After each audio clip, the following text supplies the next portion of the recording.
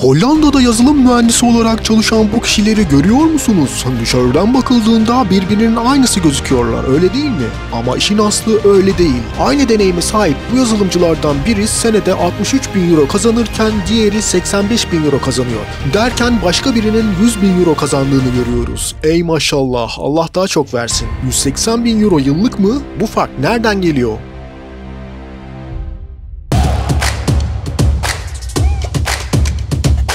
Selamlar Türkiye'deki yazılımcı arkadaşlar, Hollanda'ya gelmek isteyenler, zaten Hollanda'da olup iş değiştirmek isteyenler. Açıkçası bunu nasıl söyleyeceğimi bilmiyorum ama son aylarda iş arama sürecimde gördüm ki aslında Hollanda'da ortalama yazılımcı maaşları büyük ölçüde vasat. Genelde şirketler kendi çevresindeki yerel şirketlerle rekabet halinde o böyle kabuğun etrafından çıkamıyorlar. Ama bir yandan dudak uçuklatan paralar ödeyen şirketler var. Birazdan söyleyeceğim rakamlar arasındaki uçurumları duyunca çok şaşıracağınıza eminim. Şimdi şu bir gerçek, yazılımcıların en çok kazandığı ülke açık ara Amerika Birleşik Devletleri. Senede brüt 150.000 euro ve üstü kazanmak için Amerika'ya taşınmak iyi bir sebep. Fakat Amerika'ya taşınmak haliyle daha zor. O zaman ne yapıyoruz? Hollanda'da yazılımcı olarak ne kadar maaş alabiliriz? Bu işin tepe noktası neresi? Ona bakıyoruz. Avrupa genelinde ortalama yazılımcı maaşlarına baktığınızda genelde ülkelerin pahalılığına oranlı bir maaş aralığı görüyoruz. Maaşlar hep brüt konuşuluyor. Bu yüzden her ülkenin vergi sistemine göre her ay banka hesabında gördüğünüz para çok değişkenlik gösteriyor. Hollanda Avrupa'da yazılımcılar için cazip bir ülke. Birçok teknoloji devinin burada ofisleri bulunuyor. Ama sorun şu ki şirketler kendi şehirlerinde hep kendi içinde bir rekabet halindeler. Mesela diyelim ki Rotterdam'daki X şirketi yine Rotterdam ve çevresindeki şirketlere bakıyor. Bunlar yazılımcılara ne kadar ödüyor diye. Ona göre bir ortalama maaş aralığı belirliyorlar. İş ilanlarında da hep şunu görüyorsunuz. Rekabetçi bir maaş. Abi rekabetçi maaş dediğin ne senin? Neye göre rekabetçi? Hollanda'da öyle bir vergi sistemi var ki belli bir tutarın üstünde kazananlar çok daha fazla gelir vergisi ödüyor. Bu yüzden aslında bu iyi gibi gözüken brüt maaşlar aylık net maaşa çevrildiğinde biraz vasat kalıyor. Hollanda iyi yetenekleri kendine çekmek için biliyorsunuz %30 kuralını başlattı. Belli koşulları sağlayan nitelikli göçmenler ilk 5 sene maaşlarının %30'a kadarki kısımlarından vergi ödemiyor. Benim 5 senem doldu. Bunun net maaşa yansıması bayağı ciddi oluyor. Çok üzücü oluyor. Önce gelin internetten bir araştırma yapalım. Amsterdam için ortalama yazılımcı maaşlarına bakacak olursak Glassdoor sitesi ortalama 75.000 euro diyor. Bunun içinde baz maaşın üstüne eklenen yan ödemeler de var, onu da belirteyim. Hollanda geneline baktığımızda yine aynı sitede aylık ortalama 5.600 euro sonucunu görüyoruz. Buna yine tüm ek ödemeler hatta tatil parası da dahil. Yıllık 67.440 euro yapıyor. Verilerin doğrularını teyit edebilirim. Ortalama rakamlar bu şekilde ancak bunu altında ödeyen şirketler bile var. Hatta çok sayıda var. Hatta gerçekten çok komik rakamlar veren şirketler gördüm. Genelde görüşmelere başlamadan önce ben maaş aralıklarını soruyorum. Sorun etmeden söylüyorlar. Ona göre devam ediyorum ya da etmiyorum. Bazen de ilanda direkt yazabiliyor bu rakamlar. Ortalama denilen maaş kaç para net yapıyor? Hemen bakalım. %30 kuralı varsa 4.576 euro, %30 kuralı yoksa 3.751 euro yapıyor. Arada 825 euro fark var. 5 yılın sonunda düşünün ki birdenbire maaşınız 825 euro azalacak. Peki ama bu sitenin verileri ne kadar güvenilir? Glassdoor, PayScale gibi siteler kullanıcıların girdiği verilere göre kendi algoritmaları üzerinden bir ortalama tutar hesaplıyorlar. Yani çok da güvenmemek lazım aslında bu rakamlara. Bir kere en net gördüğüm şey şu ki en iyi ödeyen şirketler genelde Amsterdam'da. Amsterdam'da yine yaşam da o ölçüde pahalı. Fakat son görüştüğüm belki 20 şirket varsa hepsi uzaktan çalışmaya ve hibrit çalışmaya sıcak baktılar.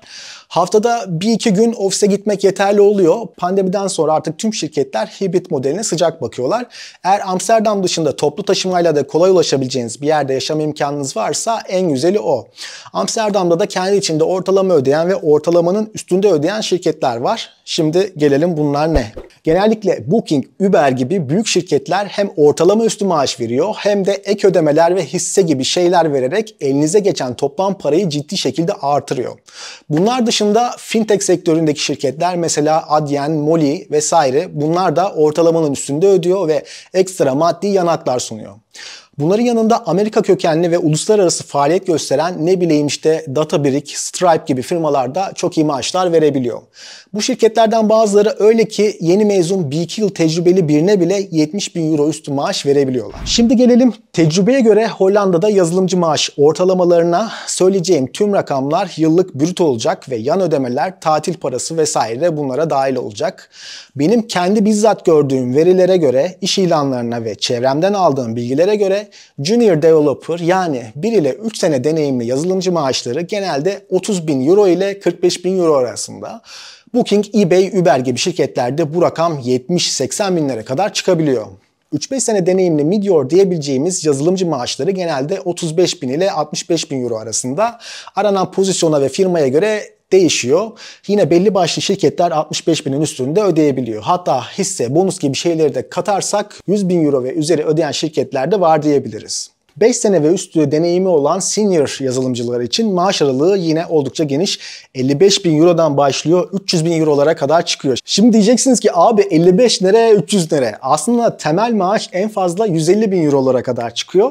Fakat bazı nadir bulunan firmalar var ki onlar bir yıllık maaş kadar da hisse verebiliyor. İnanılmaz iyi bir rakam. Bu rakamlara çalışan varsa gerçekten bayağı şanslı. Yani 150 bin euro baz maaş dediğime bakmayın, o rakamda çok yüksek. Yazılımın yanında biraz da ekip yönetme, liderlik gibi pozisyonlar için de bilgi verelim. Mesela takım lideri, Head of Development, yazılım mimarı gibi roller kariyer planlamada genelde senior'dan biraz sonra geliyor. Haliyle hem iyi bir teknik bilgi hem de iletişim, sosyal yetenekler ve iş bitiricilik gibi ek özellikler gerektiriyor.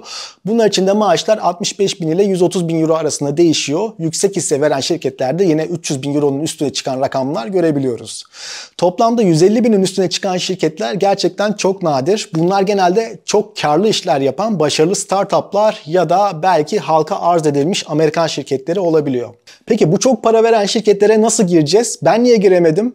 Sihirli bir değnek mi lazım? Şans mı lazım? Sadece yetenek ve tecrübe yeterli mi? Bunları da başka bir videoda anlatacağım. Bu yüzden kanalıma abone olmayı ve beni sosyal medyada takip etmeyi unutmayın. Bunu da hatırlatmış olayım.